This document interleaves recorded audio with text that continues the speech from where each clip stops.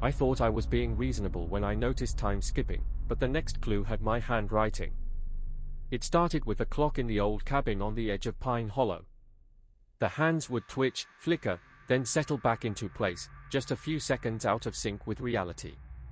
I told myself it was the age of the thing, or maybe the way the sun dipped behind the pines at dusk, making time feel like it had been stretched thin.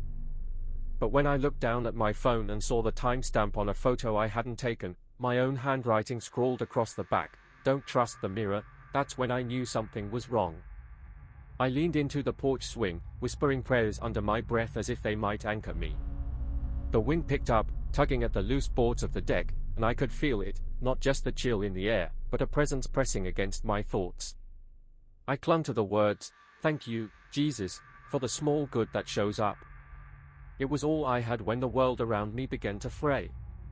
The next morning, I found a second note on the kitchen table, again, in my own hand. This time it said, "Look behind you." My heart pounded as I turned slowly, expecting to see something monstrous or otherworldly. Instead, there was just an old mirror hanging crooked in the corner of the room.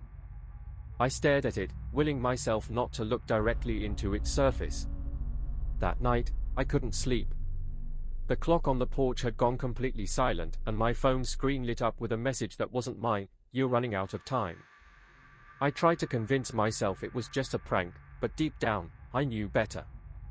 I whispered more prayers, clung to the words I had been given, and waited for something, anything, to happen. The next morning, I found another note on the kitchen table.